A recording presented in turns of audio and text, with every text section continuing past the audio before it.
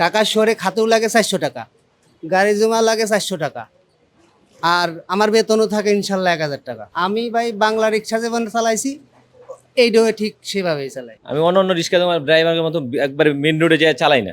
এখন সরকার যদি বন্ধ করে দেয় তো আমরা গরিব মানুষ তো ব্যাঙের আবার সর্দি কাশ কি, এখন মনে করেন একটু মাছ খাই, আগে নাই ডাল আর আলু ভর্তা খাওয়া নেই।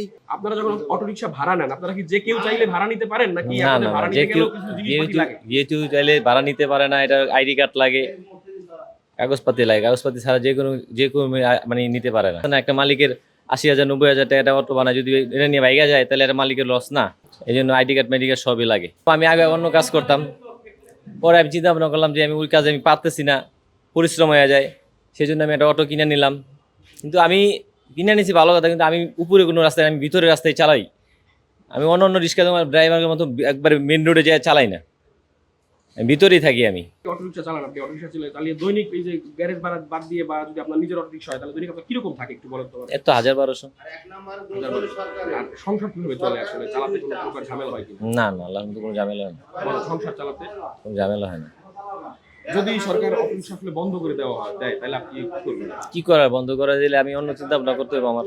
আমি আগে বাংলা রিক্সা চালাতাম, তা সংসার চালাইতে এই গাড়িটা চালাইতে খুব কষ্ট, তার বলার মতো না। শরীর খারাপ হয়ে যায় 2 দিন চালাইলেই, আর 3 দিন জ্বর এসে থাকে। তা কি করব, ওই অটো চলতেছে, অটো এটা ভাড়া লইছে 400 টাকা দিয়ে। এখন আমার সংসারও ভালো চলে, এখন আমার শরীরটা আল্লাহর মতে ভালো থাকে।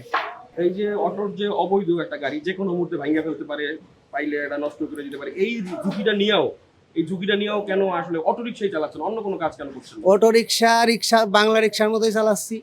হয়তো 10 জন একরকম না, সব মানুষ সবাই একরকম না, ড্রাইভারও সবাই একরকম না, ঠিক আছে।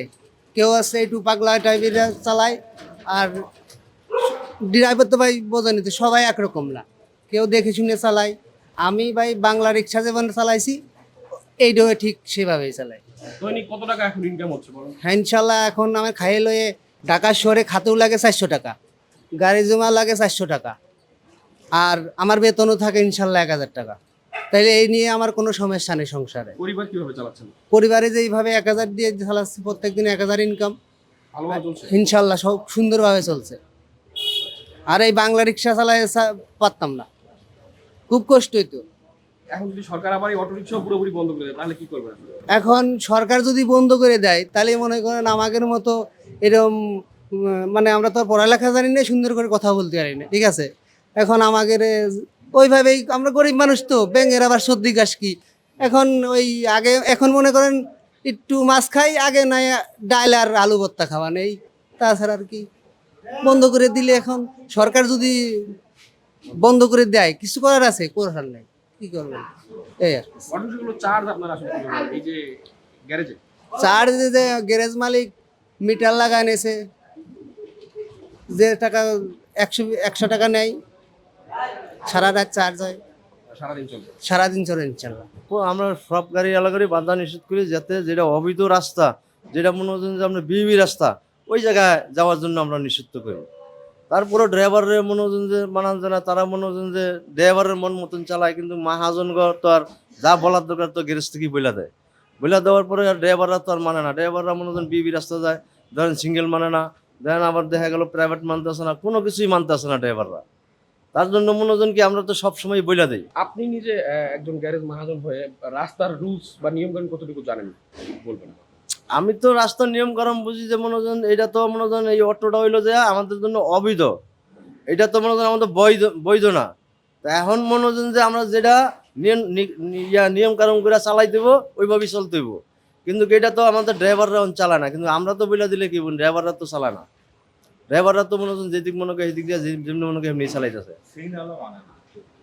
ড্রাইভাররা মনে হচ্ছেন সিঙ্গেল মানে না, সিঙ্গেল অমান্য করে। সেগুলো রাস্তায় যে চলাচল করছে এতে যাত্রীদের বা সাধারণ অন্য যারা আছে তাদের ক্ষতি হয় কিনা, বা হইলে কি ক্ষতি হয় একটু বলবেন? ধরেন যাত্রীদের ক্ষতি কি, যাত্রীদের কোনো ক্ষতি নেই, যাত্রীরা তো তাড়াহুড়া যাইতে পারে, ভাড়া কমে যাইতে পারে, তাদের তো সুবিধাই। অসুবিধা তো মনে হচ্ছেন ধরেন বিভিন্ন ধরনের গাড়ি লাগো অসুবিধা, প্রাইভেট লাগো অসুবিধা, দেখা গেলো বাস লাগো অসুবিধা, সিএনজি লাগো অসুবিধা, দেখা গেলো যে বাইক লাগো অসুবিধা, এরা খেপ পাইতেছে না এদের জন্য।